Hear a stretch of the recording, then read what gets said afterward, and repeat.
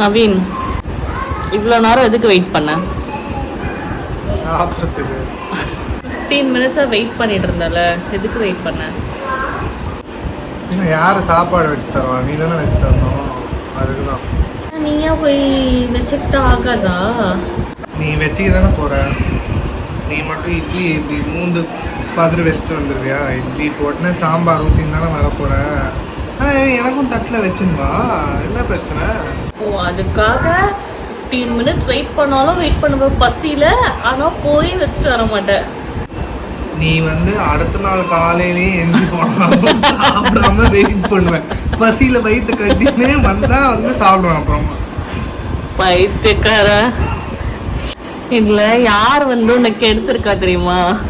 Your mother. முழுக்க இப்படி எடுத்துட்டு கையில நீட்டி உனக்கு எடுத்து